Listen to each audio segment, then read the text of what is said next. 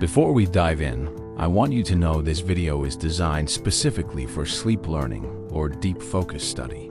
The pacing is calm, the voice is steady, and the information flows naturally so your brain can absorb it whether you're drifting off to sleep or studying deeply.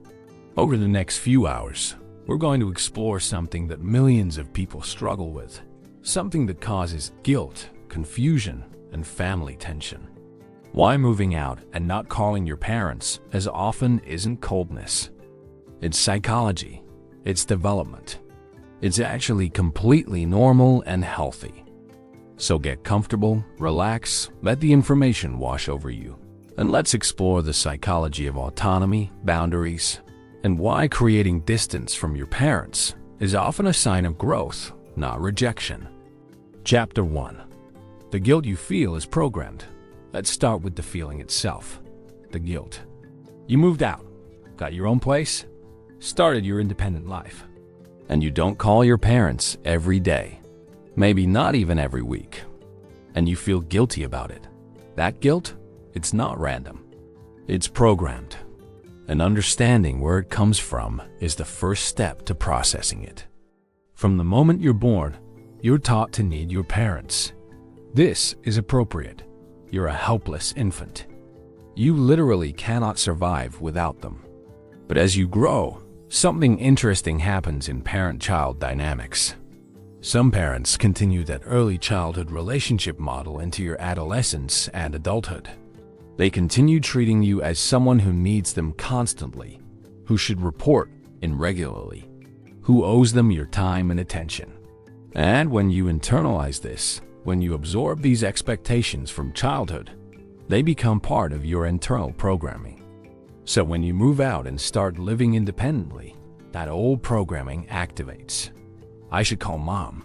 I should check in. I'm a bad son or daughter if I don't. This is what psychologists call internalized parental expectations. You're not actually being cold or neglectful. You're just experiencing the conflict between your developmental need for autonomy and your childhood programming to remain dependent. Chapter 2. Autonomy is a psychological need. Let's talk about autonomy as a fundamental human need. In psychology, there's something called self-determination theory. It identifies 3 basic psychological needs that all humans have. Competence, the need to feel effective and capable. Relatedness, the need for connection with others. And autonomy, the need to feel self-directed, to make your own choices, to be the author of your own life. These aren't luxuries. These are needs, like food and water, but for your psychological well-being. When you move out and reduce contact with your parents, you're not being selfish. You're meeting a fundamental psychological need for autonomy. You're learning to make decisions without consulting them. You're developing your own routines, your own values, your own life, separate from theirs.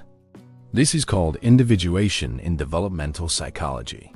It's the process of becoming a separate, autonomous individual distinct from your family of origin. And here's what's crucial. This process is necessary for healthy adult development.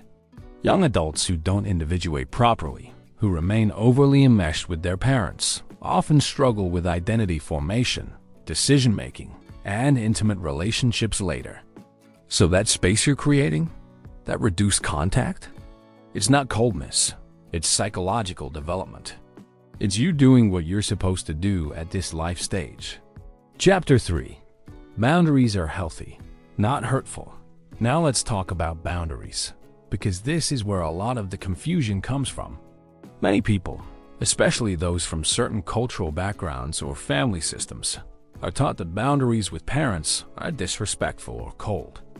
But psychologically, boundaries are essential for healthy relationships, especially with family. A boundary is simply where you end and another person begins. It's the line that defines what's yours, your time, your space, your decisions, your emotions, and what's theirs. When you move out and don't call daily, you're establishing a boundary. You're saying, my time and my daily life are mine to manage. I'll share them with you when I choose to, not because I'm obligated to. This is healthy. Unhealthy would be having no boundaries, where your parents feel entitled to your constant availability, where they expect detailed reports of your activities, where they feel hurt or angry if you're not in constant contact. That's enmeshment, not love. That's dependency, not connection. Healthy parent-adult-child relationships have clear boundaries. Parents respect that their adult children have their own lives. Adult children maintain connection while also maintaining autonomy. The key phrase is connection with boundaries, not connection through obligation. When you call your parents because you want to share something with them, that's connection. When you call because you feel guilty if you don't, that's obligation. The first builds healthy relationships. The second builds resentment. Chapter 4. The transition period is awkward for everyone. Here's something important to understand. This transition period, when you first move out and establish new patterns, is awkward and uncomfortable for everyone involved. You're learning to be independent. Your parents are learning to let go. Everyone is adjusting to new roles and new boundaries. This adjustment period is normal. It's supposed to be somewhat uncomfortable. That's how you know growth is happening. Think about it from your parents' perspective for a moment. For 18+ years, they were central to your daily life. They knew what you ate for breakfast, who your friends were, what your struggles were. Suddenly, they don't. They might go days or weeks without knowing these details. That's a huge adjustment for them. Some parents handle this well. They understand it's part of normal development. They adjust their expectations. They wait for you to reach out rather than demanding constant contact. Other parents struggle with this transition. They might call constantly, express hurt when you don't answer, make guilt-inducing comments, or resist the new dynamic. This resistance isn't necessarily because they're bad parents. Often it's because they're struggling with their own adjustment. Their identity as a parent was built on being needed daily. Now they're figuring out who they are when their child doesn't need them that way anymore. Understanding this dynamic doesn't mean you're responsible for managing their emotions. But it can help reduce your guilt when you recognize that their discomfort is part of a normal transition, not evidence that you're doing something wrong. Chapter 5. Cultural context matters. Now we need to acknowledge that culture plays a huge role in these expectations. In individualistic cultures, like much of Western Europe, North America, Australia, moving out and becoming independent is expected and celebrated. Young adults are encouraged to leave home, make their own decisions, create distance from family. In collectivistic cultures, like many Asian, Latino, Middle Eastern, and African cultures, family closeness is valued differently. Adult children often live with parents longer. Daily contact is normal. Family obligations are central. Neither approach is inherently right or wrong. There are different cultural frameworks with different psychological implications. But here's what's important. If you grew up in or are influenced by a collectivistic culture and you're feeling pulled toward more independence, that's okay. That's not you rejecting your culture or your family. That's you integrating different cultural values and finding what works for you. Many second-generation immigrants experience this exact conflict. Their parents expect collectivistic family closeness. They've been influenced by individualistic cultural values. They feel torn.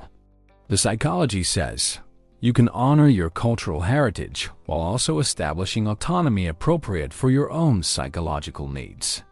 You can love your family and your culture while also creating boundaries that allow you to develop as an independent adult. It's not either or. It's finding a balance that works for your psychological health while maintaining the connections that matter to you. Chapter 6. Quality versus quantity of contact. Let's talk about an important distinction. Quality versus quantity of contact. Many parents, when their adult children move out, focus on quantity. How many times do you call? How many hours do you visit? How often do you text?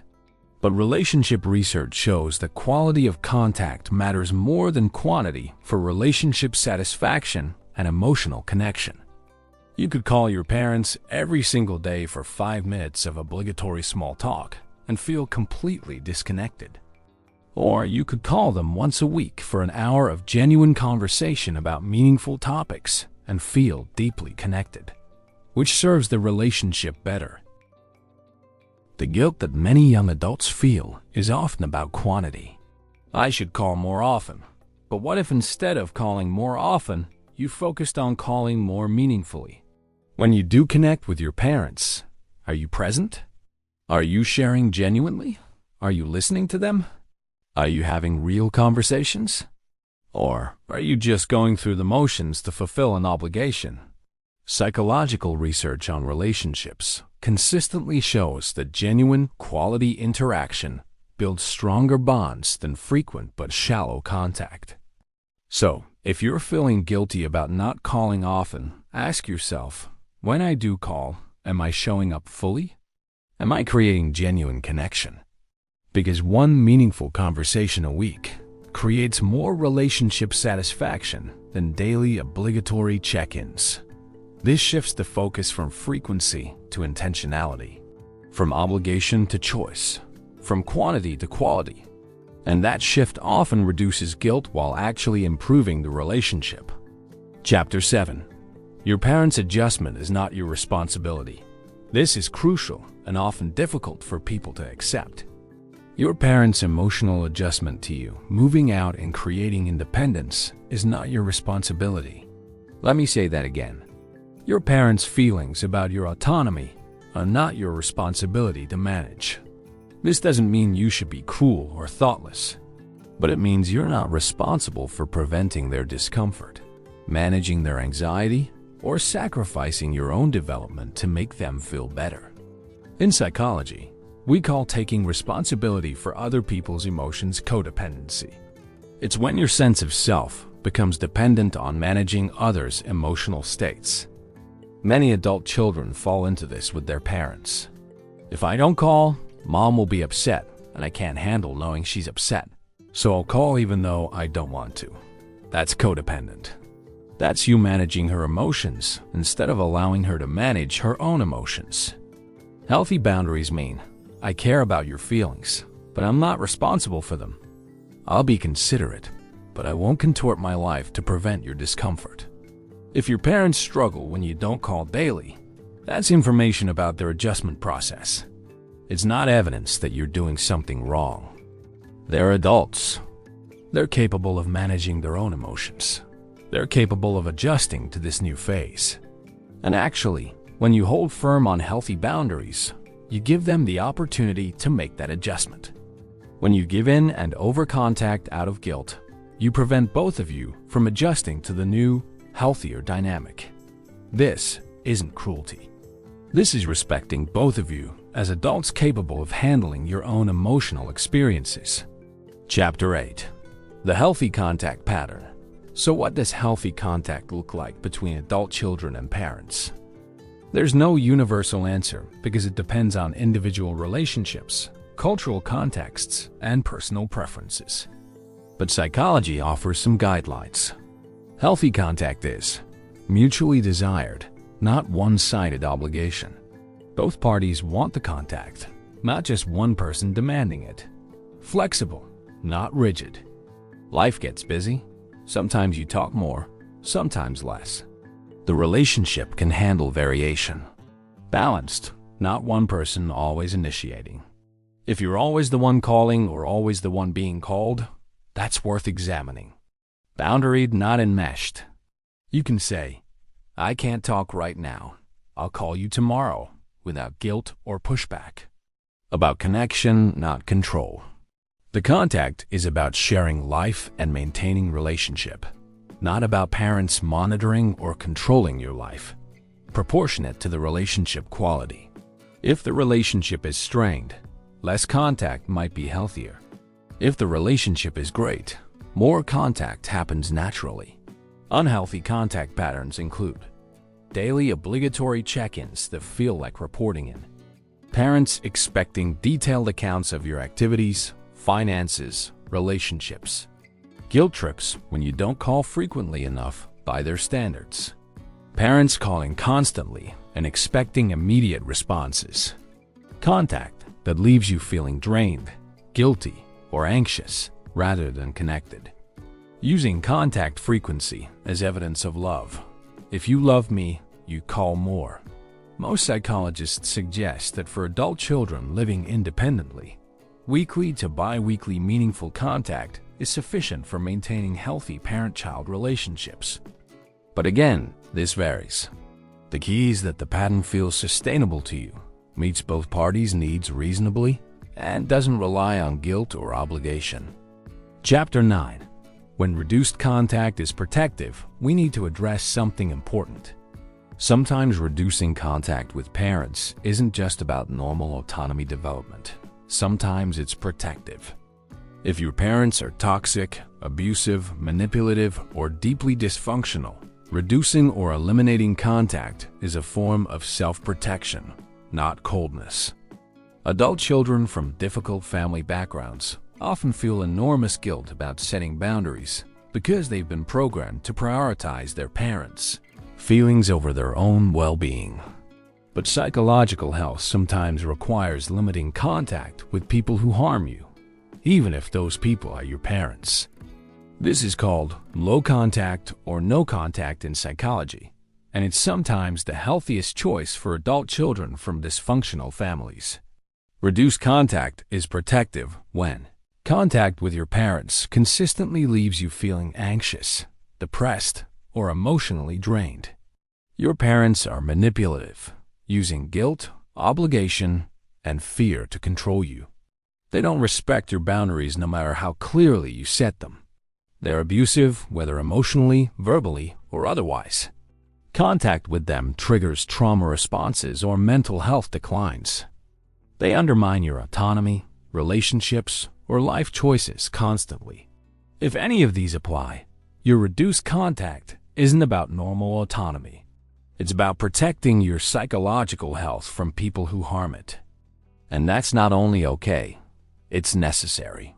You don't owe anyone, including parents, access to you if that access harms you. Family relationships, like all relationships, should be mutually beneficial. If they're consistently harmful to you, limiting them is self-care, not selfishness. Chapter 10. The guilt versus genuine care distinction. Let's talk about distinguishing between guilt-based contact and care-based contact. Guilt-based contact feels like obligation. I should call. Anxiety if you don't. They'll be upset if I don't. Resentment during or after. I don't even want to talk, but I have to. Exhaustion. Contact drains you rather than energizes you. Fear of consequences. If I don't call, they'll guilt trip me. Care-based contact feels like desire. I want to share this with them. Genuine interest in their lives. Positive feelings during and after contact. Natural timing. You reach out when it feels right. Connection that feels mutual and positive. If most of your contact with parents is guilt-based, that's a sign that something in the relationship dynamic needs adjustment. Either boundaries need to be clearer, or expectations need to be renegotiated, or the relationship has underlying issues that need addressing. The goal is to shift from guilt-based to care-based contact. How? Set clear boundaries. I'll call once a week on Sundays, but I'm not available for daily check-ins. Stop responding to guilt trips. When parents use guilt, don't give in. Hold your boundary calmly. Initiate contact when you genuinely want to. Call when you have something to share or genuinely want connection. Address the dynamic directly if possible. I love you and want to stay connected, but I need our contact to feel voluntary, not obligatory. Prioritize your psychological health. If contact consistently harms your mental health, it's okay to reduce it. The transition from guilt-based to care-based contact might create conflict initially. Parents used to obligatory daily calls might push back when you set boundaries. But long-term, Relationships built on genuine care rather than guilt and obligation are healthier, more sustainable, and more satisfying for everyone. Chapter 11. The Developmental Psychology Perspective. Let's look at this from a developmental psychology lens, because understanding where you are developmentally helps contextualize these dynamics. Erik Erikson's stages of psychosocial development include a stage in young adulthood called intimacy versus isolation. During this stage, roughly ages 18 to 40, the developmental task is forming intimate relationships and connections outside your family of origin. This requires psychological separation from parents. You can't form a primary intimate relationship with a romantic partner if you're still psychologically enmeshed with your parents. You can't develop a secure adult identity if your identity is still defined primarily through your relationship with your family. So when you move out and reduce contact with parents, you're making space for these crucial developmental tasks. You're learning who you are separate from your family. You're forming new primary attachments with friends, partners, chosen family. You're developing your own values, which might differ from your parents' values. You're creating your own life narrative, not just continuing the family story. All of this requires psychological distance from parents. Another developmental psychologist, Margaret Mahler, described a process called separation individuation that happens in childhood but also repeats in young adulthood. Separation is the physical and emotional process of becoming separate from parents. Individuation is the psychological process of becoming your own person. Both are necessary for healthy adult development. When parents resist their adult children's separation individuation, when they demand constant contact or guilt their children for creating distance, they're interfering with normal psychological development. When you create that distance despite their resistance, you're completing your developmental task appropriately. From this perspective, reducing contact isn't rejection. It's maturation. Chapter 12. Attachment Styles and Independence. Your attachment style, formed in childhood through your relationship with your parents, significantly impacts how you handle this transition to independence. Secure attachment. If you had consistently responsive, attuned parenting, you likely have secure attachment. You're comfortable with both intimacy and independence. Moving out and reducing contact feels natural. You maintain connection without guilt or anxiety. Anxious attachment. If parenting was inconsistent or you had to work hard for attention, you might have anxious attachment. You might feel guilty about reducing contact, worry excessively about parents' feelings, and struggle to enjoy your independence because you're anxious about the relationship. Avoidant attachment. If parents were emotionally unavailable or you learned to be very self-sufficient early, you might have avoidant attachment. You might reduce contact very drastically and feel relieved to be away, possibly too much distance too quickly. Disorganized attachment. If parenting was frightening or traumatic, you might have disorganized attachment. Your feelings about parents and contact might be very conflicted, confusing, and hard to navigate. Understanding your attachment style helps you understand your specific challenges with this transition. If you're anxiously attached, you need to work on tolerating the anxiety that comes with less contact and recognizing that less contact doesn't equal less love. If you're avoidantly attached, you might need to work on maintaining some connection, even when your instinct is to cut off completely. If you're securely attached, you're probably navigating this fairly well already with natural balance. The good news is, attachment styles can shift with awareness and effort. You can develop more secure attachment patterns even if you didn't have them initially. This involves recognizing your patterns, challenging unhelpful thoughts, practicing boundary setting, and gradually building tolerance for either closeness or distance, whichever is harder for you. Chapter 13.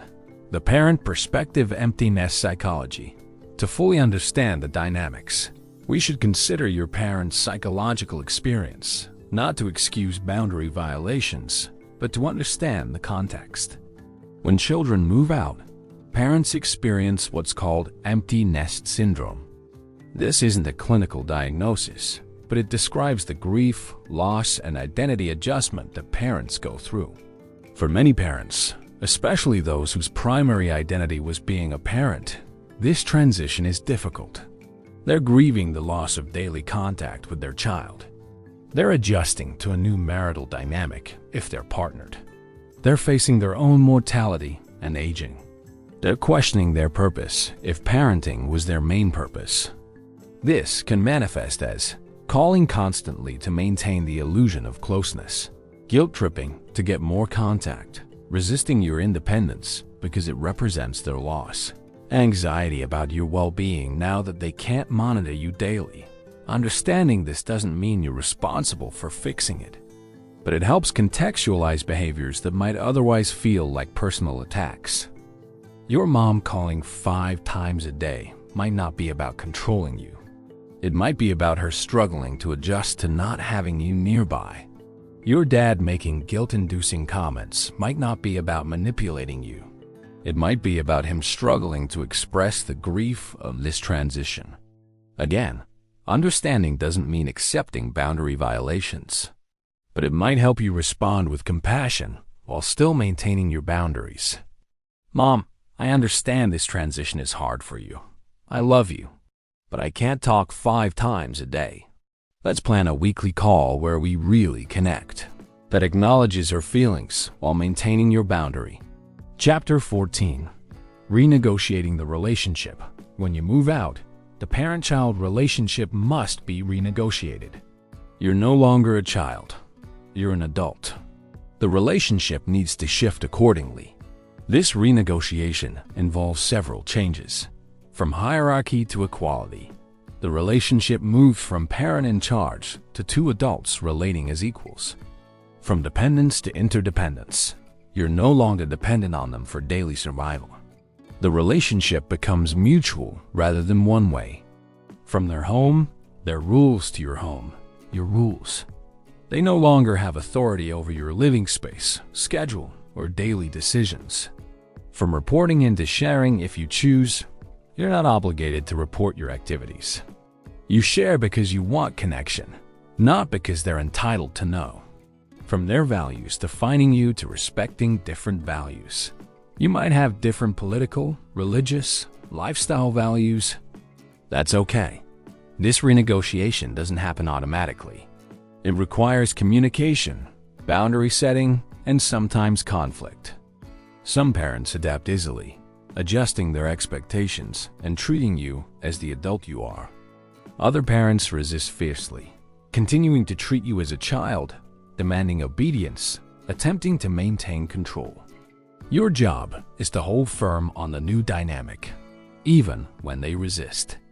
I appreciate your advice, but I've decided to handle it differently. I'm not available for daily calls, but I'd love to have a weekly video chat.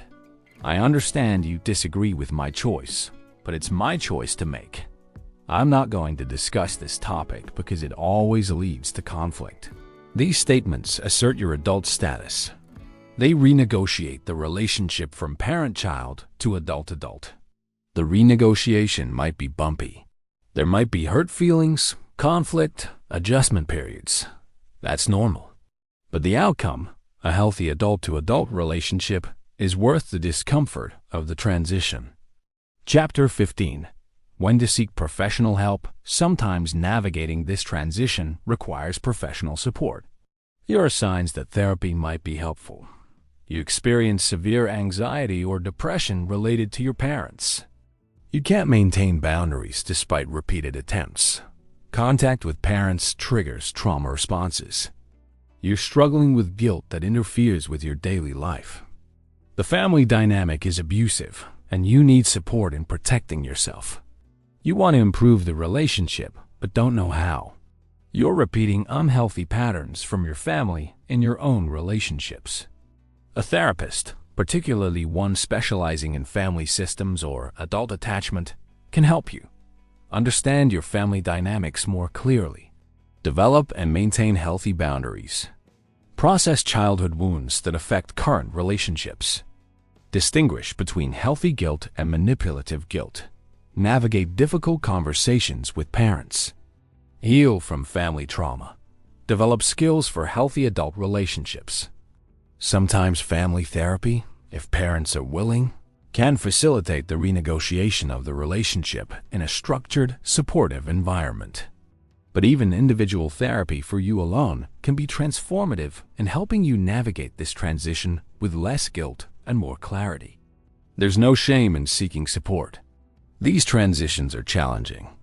Having a professional guide can make the process significantly easier and healthier. Chapter 16. Practical Strategies for Healthy Autonomy. Let's talk about practical strategies for maintaining healthy autonomy while also maintaining connection. Set a schedule that works for you. Weekly Sunday calls, bi-weekly video chats, monthly visits. Whatever feels sustainable. Communicate your schedule clearly. I'm going to call you every Sunday afternoon. That's what works with my schedule. Hold your boundaries firmly but kindly. I can't talk right now, but I'll call you on Sunday as planned. Don't respond to guilt trips. Acknowledge the feeling without changing your boundary. I hear that you're disappointed. I'll still talk to you on Sunday. Share meaningfully when you do connect. Make the time you spend connecting actually count. Have topics ready that are comfortable for both of you. Avoid conflict-heavy topics if they damage the relationship. Establish boundaries around unsolicited advice. I appreciate your perspective. I'll think about it. Don't overshare if you know it will create conflict.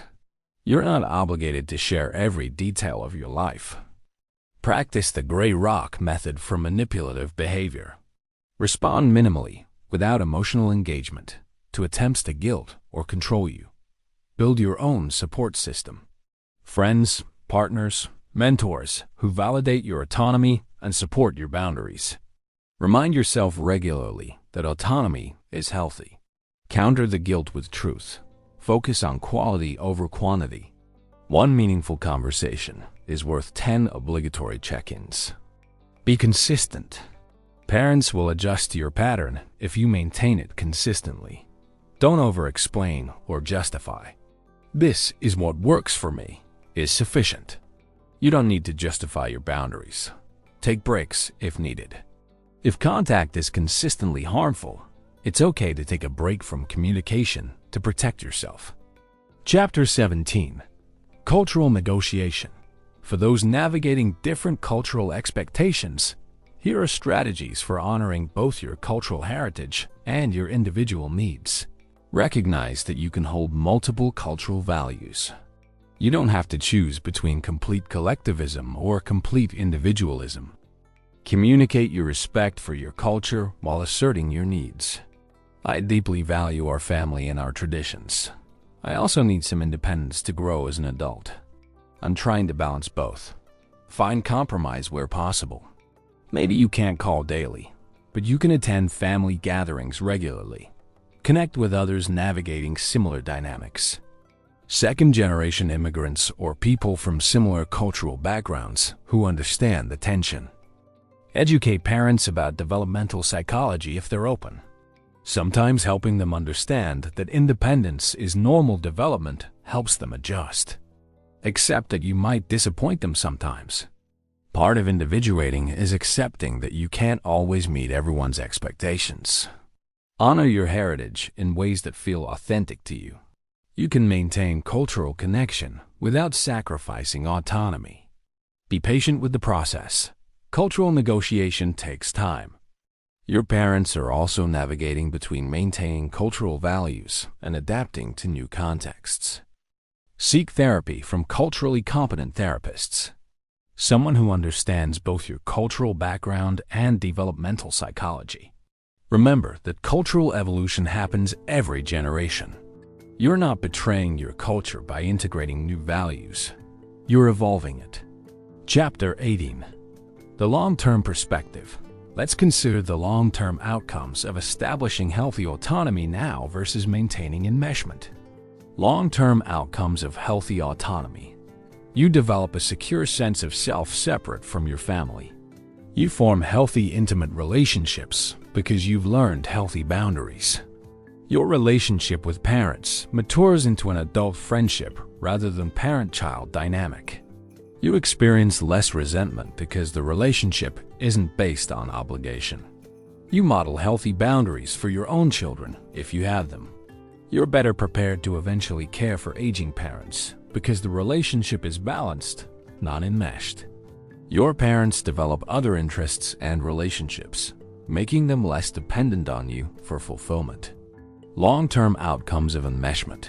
You struggle with identity because your sense of self is still tied to your family. You have difficulty in intimate relationships because you haven't fully individuated. You feel increasing resentment toward parents, but also guilt about the resentment. You might avoid parents completely eventually because the relationship is so suffocating. Your parents remain overly invested in your life, unable to develop fulfilling lives of their own. If you have children, you might repeat enmeshed patterns with them. The pattern of obligation and guilt damages the relationship long-term. The short-term discomfort of setting boundaries and reducing contact creates long-term health. The short-term comfort of maintaining enmeshment creates long-term dysfunction. When you feel guilty about not calling, remind yourself, you're investing in the long-term health of this relationship and your own psychological well-being. That's not selfish. That's wise. Chapter 19. Reframing the narrative. Much of the guilt around not calling parents comes from the narrative you tell yourself about what it means. Unhelpful narrative. I'm a bad child if I don't call my parents regularly. They sacrificed so much for me. The least I can do is call. I'm selfish for wanting space. Helpful narrative. I love my parents and I'm grateful for what they've done. I'm also an adult with my own life. Creating healthy boundaries and autonomy is normal and necessary. I can honor my parents while also honoring my own needs. See the difference? The first narrative is built on guilt, obligation, and all-or-nothing thinking. The second narrative acknowledges both your appreciation for your parents and your need for autonomy. Other reframes. Old. If I don't call often, they'll think I don't love them. New. My love isn't measured by call frequency. I show love through quality connection and being genuine when we do talk. Old. They're getting older. I should call more because they won't be around forever. New. Because life is limited. I want our interactions to be meaningful and genuine, not obligatory and resentful. Old. Other people call their parents every day. I should too. New. Every relationship is different. What works for others might not work for me, and that's okay. Old. I'm being selfish by prioritizing my own needs. New. Self-care and healthy boundaries enable me to show up better in all my relationships, including with my parents. Old. My parents will never accept my boundaries. New. I can maintain boundaries whether they accept them or not. Their adjustment is their process. Reframing doesn't eliminate guilt immediately, but over time, with repetition, it changes your internal narrative and reduces the guilt you feel. Chapter 20. The ultimate truth about autonomy and love. Here's the ultimate psychological truth that I want to leave you with. Autonomy and love are not opposites. They're compatible. You can love your parents deeply while also creating distance. You can be grateful for their sacrifices while also living your own life. You can honor your family while also establishing boundaries. You can want less frequent contact while also caring about their well-being. Creating psychological and physical distance from your parents after moving out is not coldness. It's not rejection. It's not selfishness. It's normal developmental psychology. It's individuation. It's becoming your own person. And it's actually a sign of healthy attachment, not problematic attachment. Children who are securely attached feel comfortable exploring independence because they trust the relationship will remain even with distance. Children who are insecurely attached either cling too tightly or flee too completely because they don't trust the relationship can handle any distance. So if you're able to create moderate, healthy distance while maintaining affection and connection, That's actually a sign of secure attachment. That's a sign that your parents did something right in raising you, even if they're struggling with this transition now. The guilt you feel is understandable. It's programmed from childhood. It's influenced by culture. It's reinforced by your parents if they're struggling with this transition. But it's not based in psychological reality. The reality is, you're doing exactly what you're supposed to do developmentally. You're individuating. You're creating autonomy. You're establishing adult boundaries. And while it might feel uncomfortable, while it might create conflict, while it might trigger guilt, you're on the right path. Trust the process. Trust your needs. Trust that creating space for your own life doesn't mean abandoning the people who raised you. It means growing up. And growing up is exactly what you're meant to do. Closing integration for sleep learning. As this information settles into your mind, whether you're drifting off to sleep or deeply focused, let these truths integrate. Autonomy is a need, not a luxury. Boundaries are healthy, not hurtful. Reduced contact doesn't mean reduced love. Your guilt is programmed, not rational. Your parents' adjustment is not your responsibility. You're allowed to create the life you need. You're allowed to establish boundaries that protect your well-being. You're allowed to love your parents from a healthy distance. This transition is normal. It's developmental. It's healthy.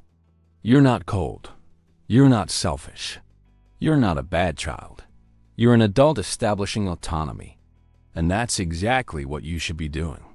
Let that truth settle deeply. Let go of the guilt. Embrace your growth. You're doing just fine. Rest well, grow well, live well.